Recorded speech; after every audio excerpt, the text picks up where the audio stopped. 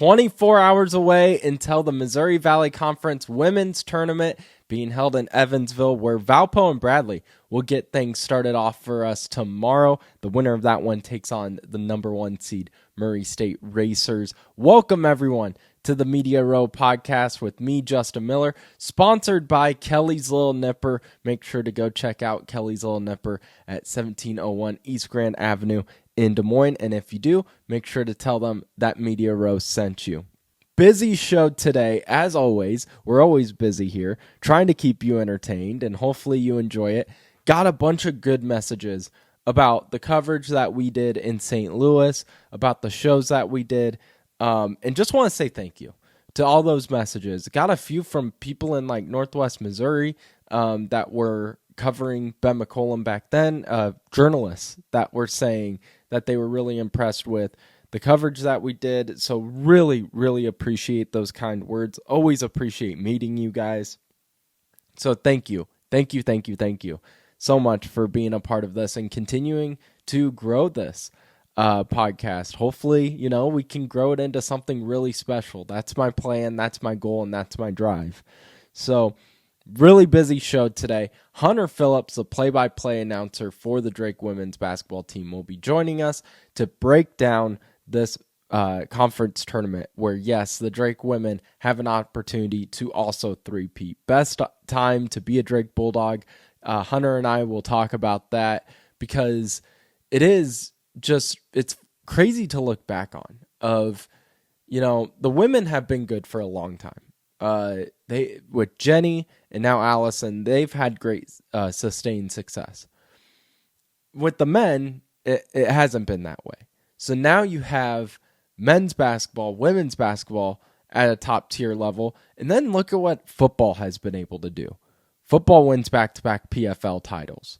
They get now a new head coach in Joe Woodley that has a lot of hype behind him, with him never losing a regular season football game when he coached at Grandview. He's a national champion with Grandview, coming off of a national championship.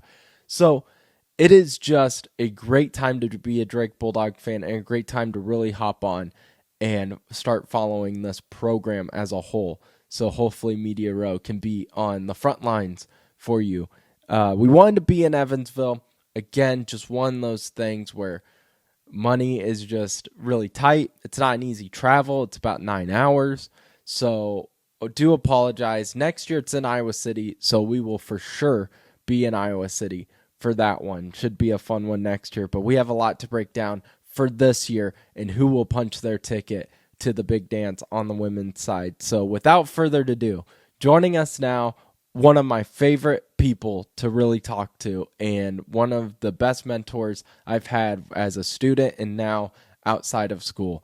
Play-by-play announcer for the Drake women's basketball team, Hunter Phillips. So Hunter, right before I clicked record, I came up with a question because we're talking about how the tournament keeps changing. Next year it's in Iowa City. It's been in the Quad Cities for a while now. But I want to jump right into this one.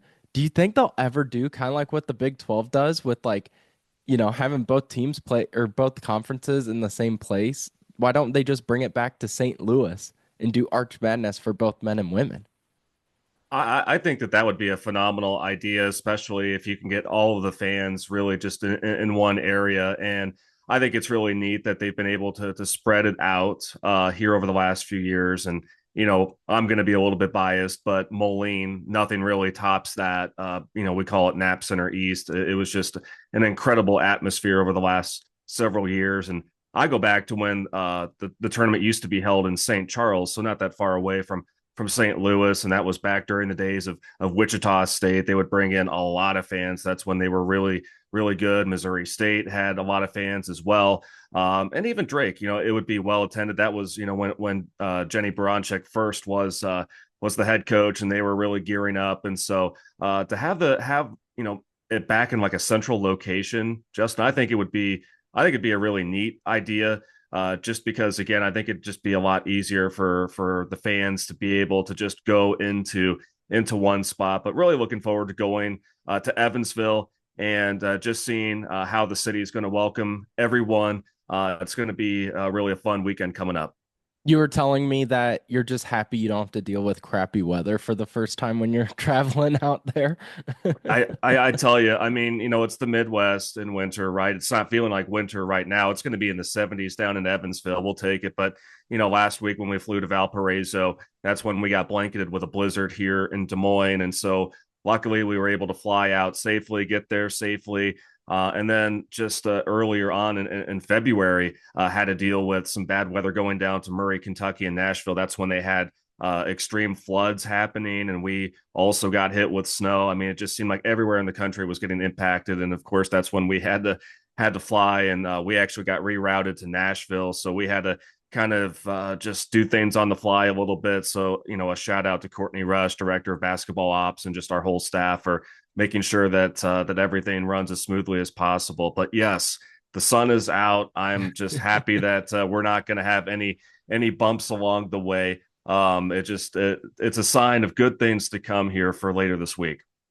Good things to come for the Bulldogs too, just as a whole. I mean, you and I have been Bulldog fans for a while now. You talk about growing up in Iowa and watching this team, just how, you know, the program has changed its culture into now it's a legit winning culture here at Drake. Just what Brian Harden has been able to do and find, it's been incredible. And now you have the men just complete their three straight, and now the women with an opportunity to win their third straight Missouri Valley Conference tournament title too.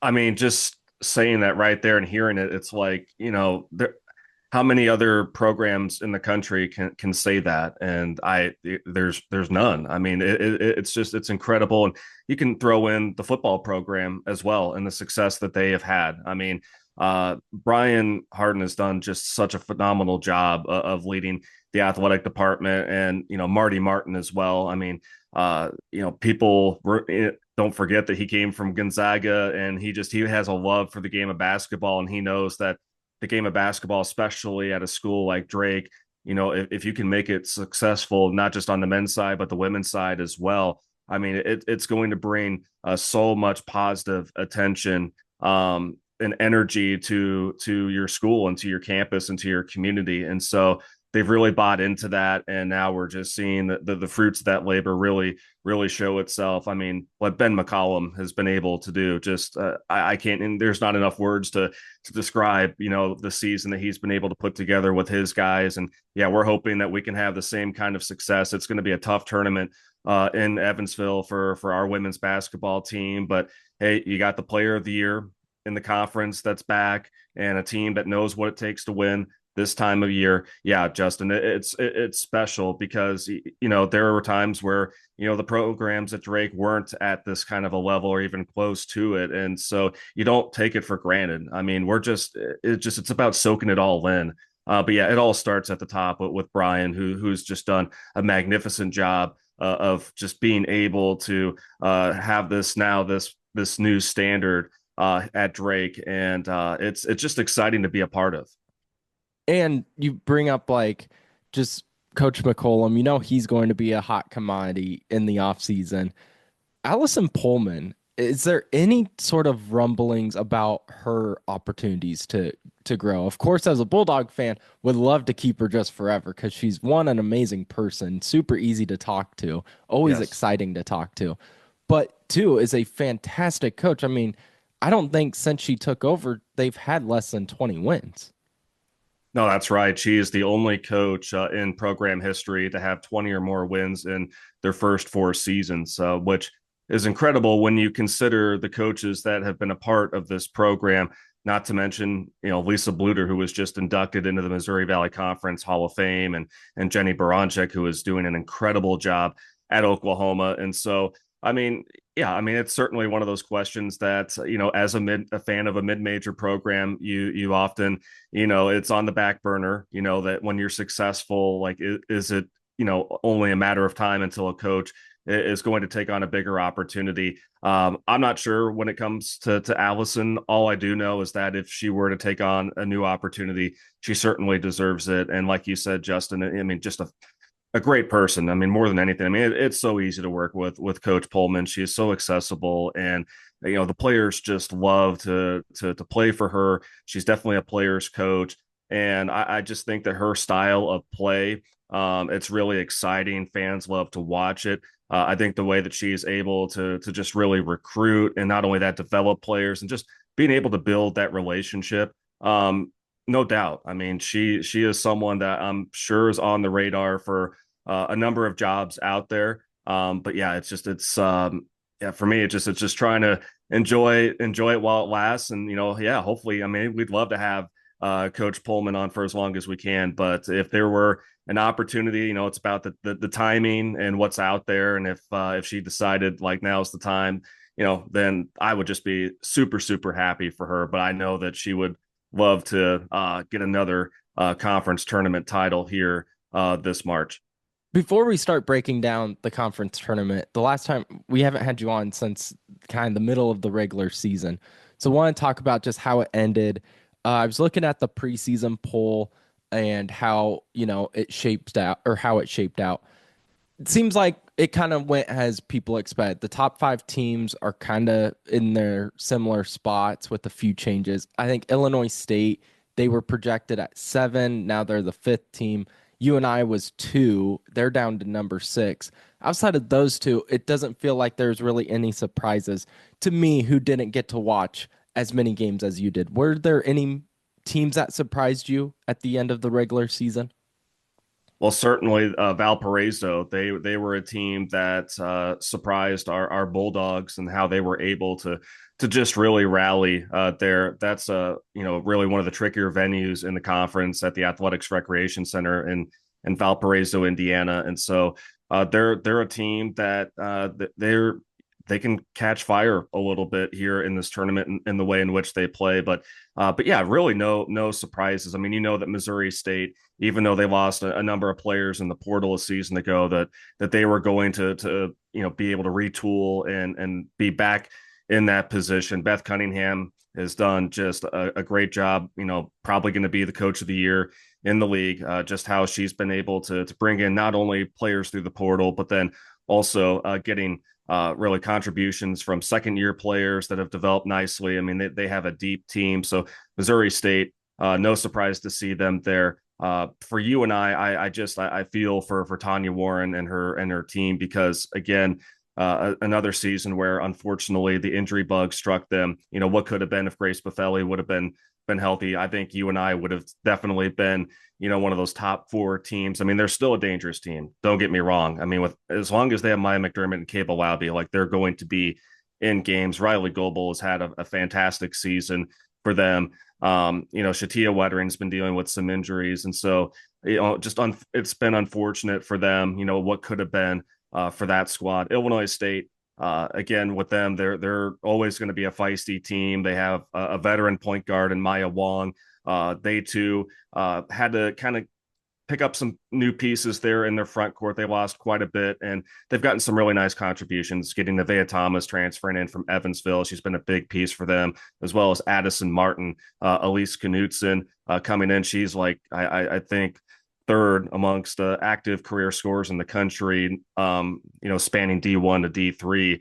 And so they've got a multitude of players that can really make things happen. And then, let's not forget about Belmont and Murray State. And I think what's been really impressive about Murray State in particular this year has been not only Caitlin Young, who is the nation's active career scoring leader, but they have just that 1-2 punch in their front court and their back court, which makes them dangerous. They're not a particularly deep team, but they're, they certainly light it up. They scored 109 points in their last game of the regular season. And so I tell you, and then, Belmont, we'll get into them too as well. They're just, I feel like they're hitting their stride at the right time. They're a tough defensive team.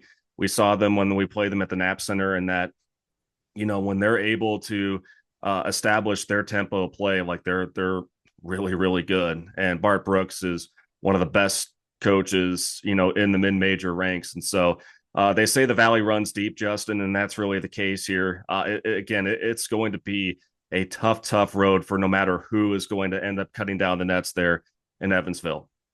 I think a part in the regular season that was kind of a turning point for the Drake Bulldogs was after they went through that 3 game losing streak, which again, I don't think anyone saw that 3 game losing streak and thought, "Oh my God, that's end of the year," because they lost to the top 3 teams, Missouri State, Belmont, and Murray State.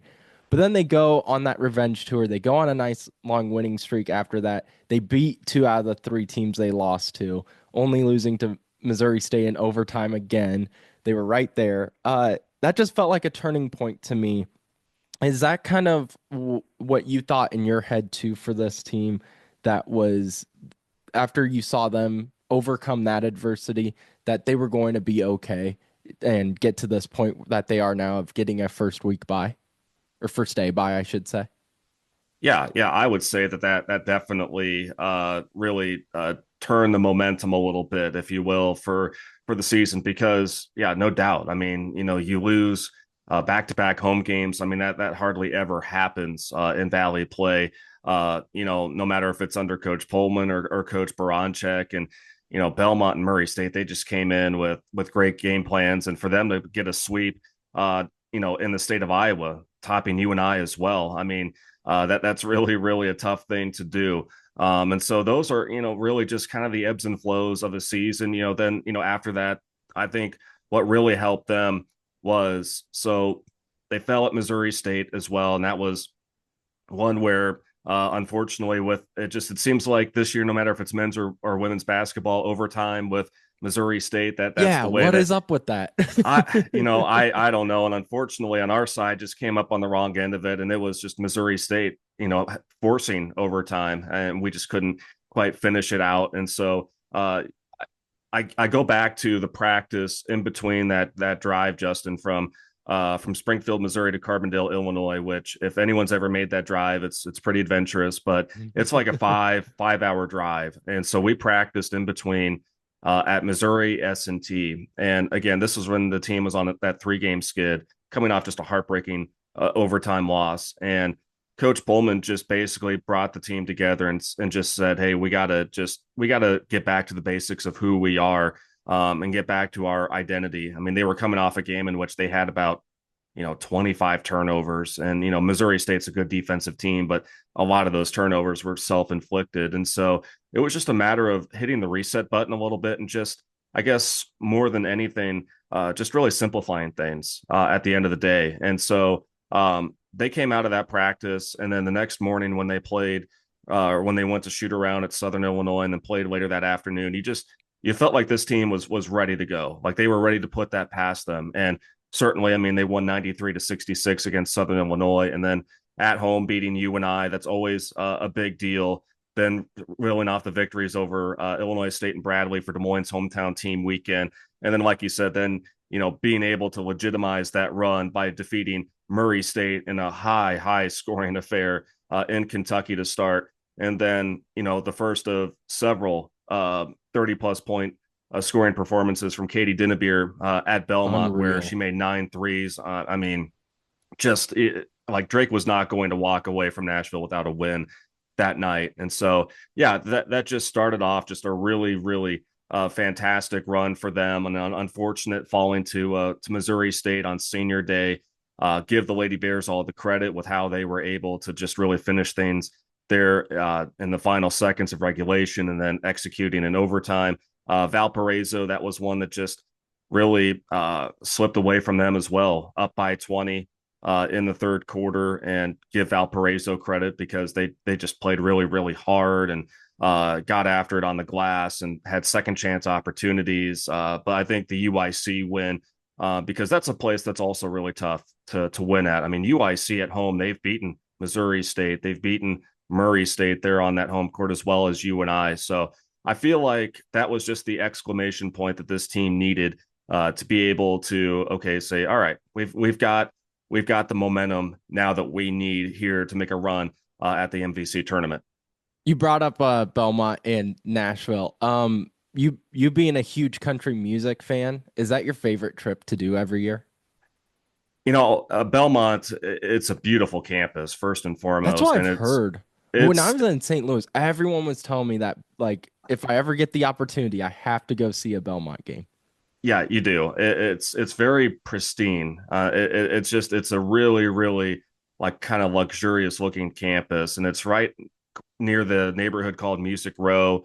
Vince Gill's got his own room there at the Curb Event Center. I Oh, guess cool. he's an alum. I guess the arena itself is named after a music executive, a recording artist executive, or something like that. And so yeah, no, it's a lot of fun. We stay usually closer towards Vanderbilt, and so there's a lot of really nice restaurants and just places to walk around. And I know 2 years ago we got to see the Vanderbilt baseball opening day, and of course their baseball program is really good. Yeah. They've turned out a lot of MLB players, and so yeah, there's no shortage of activity there in Nashville. And I know that our fans, the families, they love going down there as well. I mean, who doesn't? It's a lot of fun, and so yeah, I mean, it's definitely up there in terms of the top places in the valley to go and visit, just because yeah, we get an opportunity to stay really close to a lot of neat places, and it's nice to be able to walk out of the hotel and just spend a few hours strolling around town a little bit, and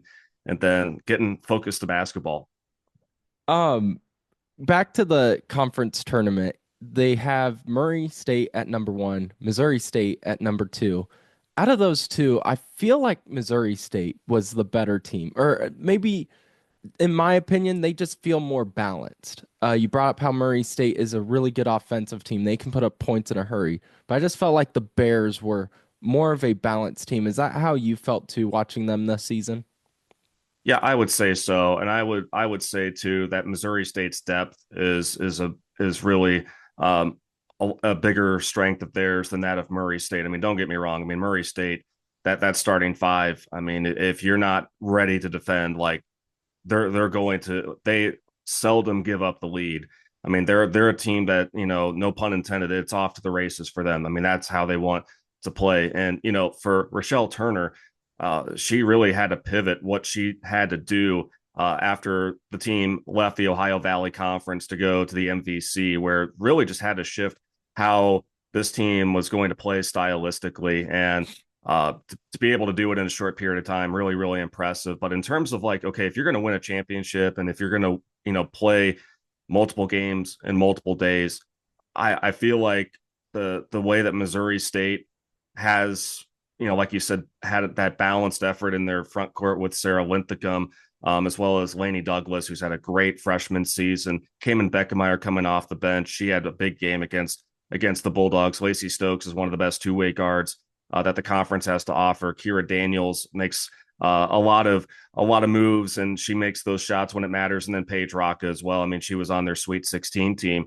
from a few years ago. So you just feel like, yeah, they have the pieces that maybe can get that just that little edge over Murray State. But I tell you, those two, they split the regular season meetings, and so who knows? I mean, once you get to the tournament, it's all up there. But I will say this though, for Murray State and Belmont, this is going to be kind of a homecoming for them, because the Ford Center is where they host the Ohio Valley Conference tournament, and so for them, this is going to be familiar territory, and I'm going to be curious to see how that helps them now for the Drake Bulldogs.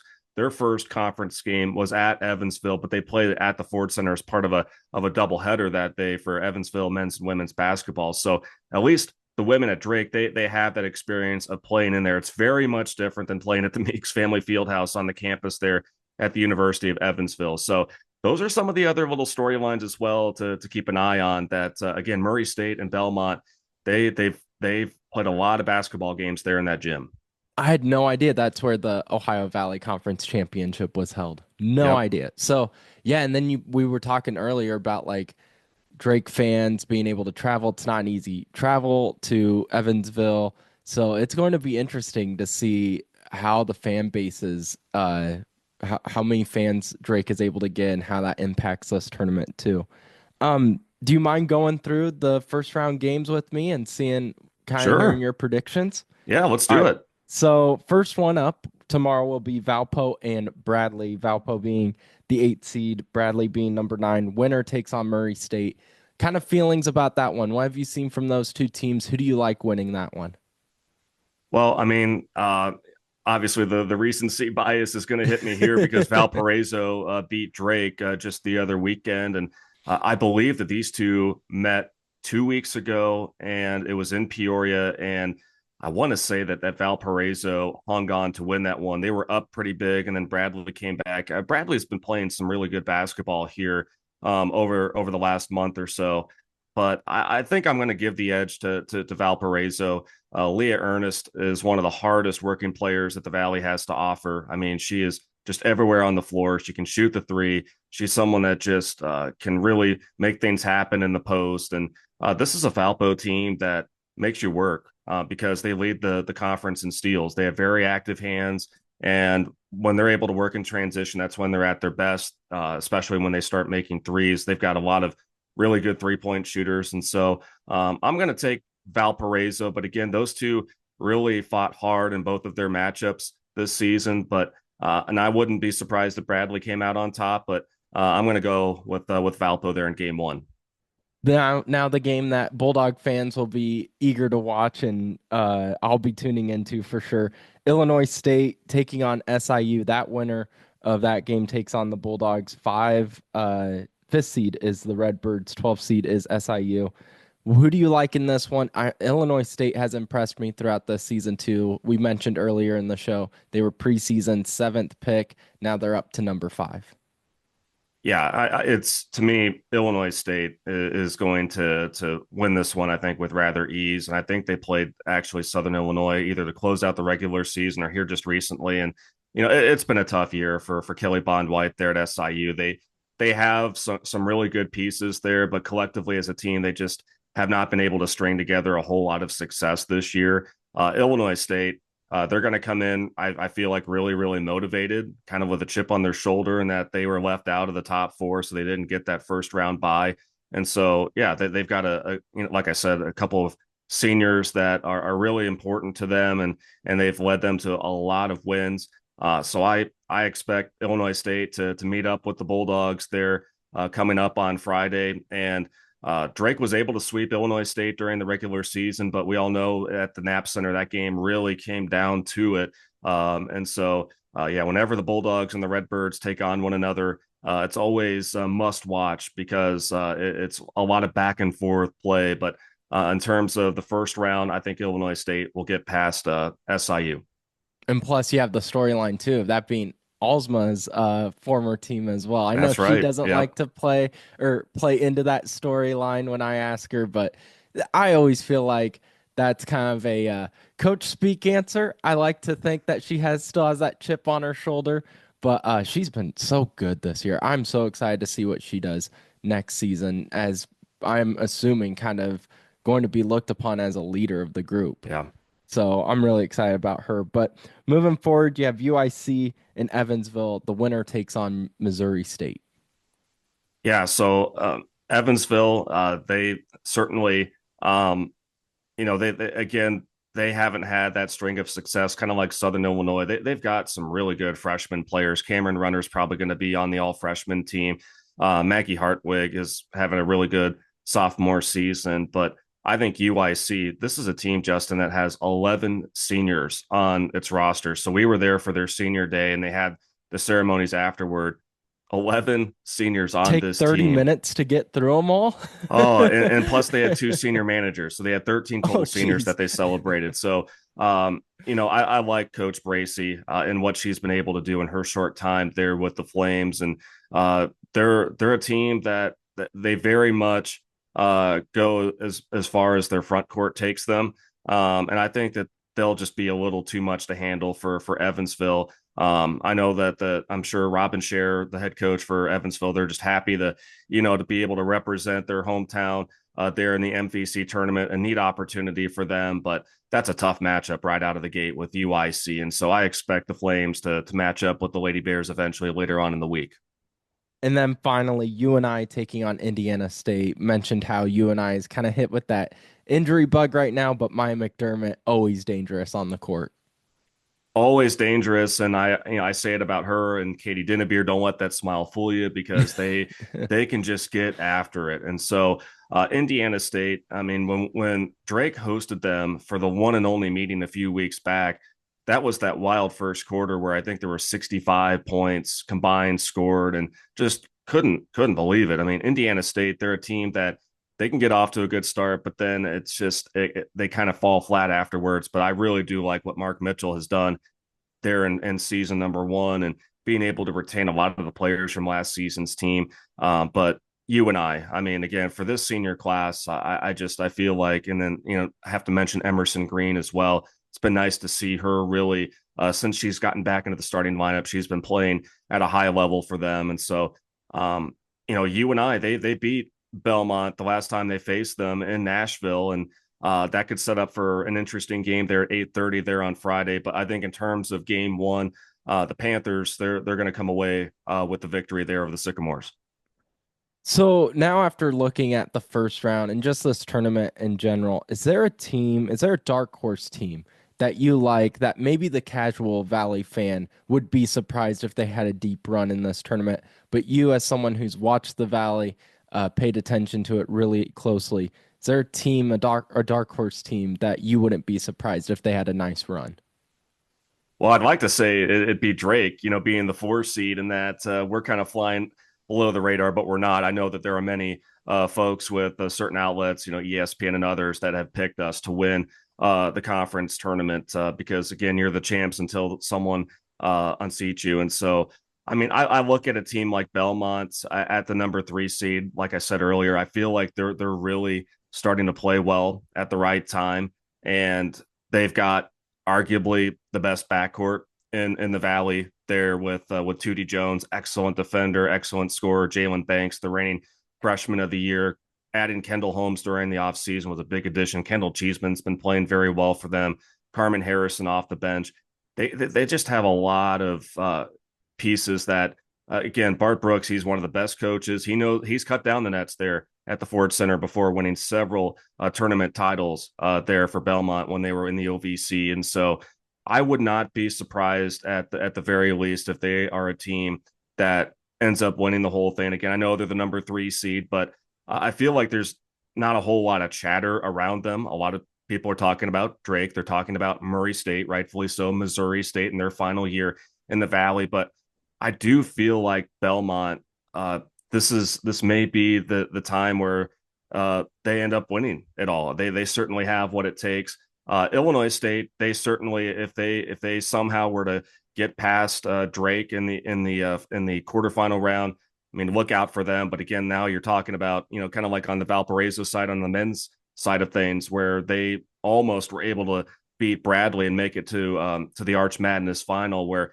it's tough to be able to play all those games in all those days. But Illinois State, I feel like them and UNI, in terms of those first round games, those teams that are a part of that, those are the two that I would keep an eye on. But to me, yeah, I'd say one team that I just feel like, is flying a bit under the radar is Belmont, just because, again, they've got still a number of players that are a part of those LVC championships. They've got one of the best coaches in the mid-major ranks. And so, yeah, but it all sets up for really an intriguing weekend in Evansville, where you got to throw it all up in the air, because who knows what's going to happen. But hopefully for Des Moines' hometown team, we come out on top there in the River City. How can Drake win their third straight Missouri Valley Conference tournament title? Well, What do I'll go they need back to to do? Yeah, I'll go back to what Coach Pullman said in the Missouri Valley Conference held like a Q&A with reporters. And so she said all 5 players on the floor have to be scoring threats. And so we know that Katie Dinnebier, she's going to be player of the year in the Valley. And, I'm going to say it, she should be an All-American, honorable mention somewhere in that conversation. They're already talking about potentially WNBA, signing and stuff. So, but I do think that it's going to have to take multiple players. I mean, Courtney Becker, we've seen what she can do when she is, this time of year, it seems like that's when she really hits her stride, and going to need that. Anna Miller, going to need her to be just efficient and just being that great defender down low. but I'm looking at players like Ava Hawthorne showing a little more consistency. You mentioned Abby Alsma. I feel like she's also heating up at the right time. And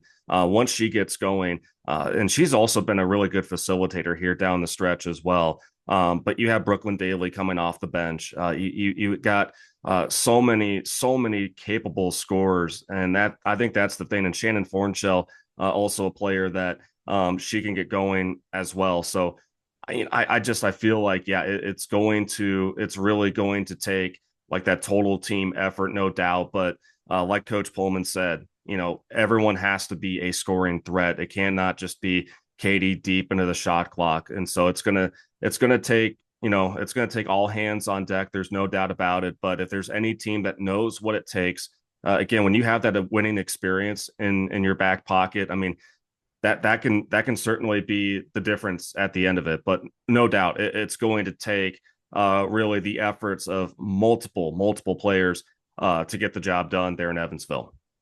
Well, Hunter, thank you again so much for joining us on the show today. Really appreciate it, and safe travels to Evansville.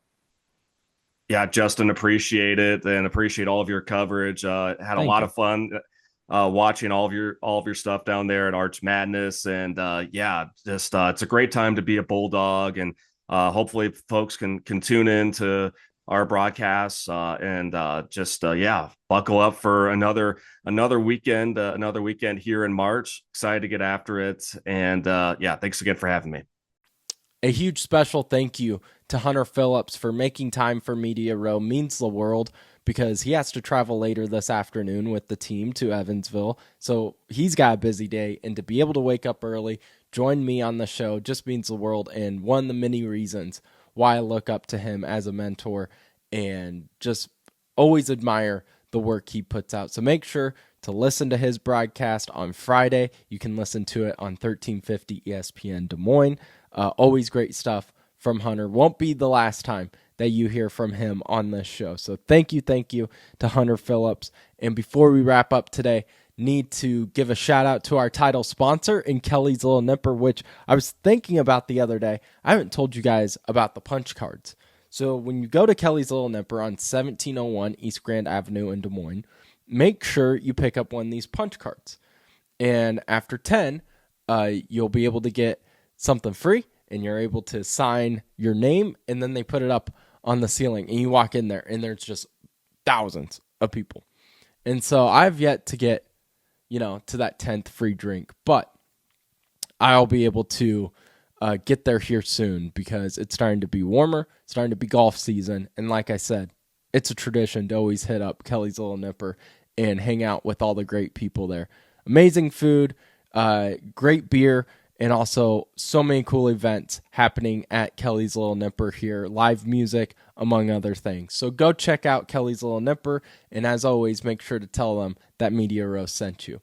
Thank you to everyone listening. Thank you to DKG Images, as always, for providing most of our Drake images, and of course, Hunter Phillips for joining us today.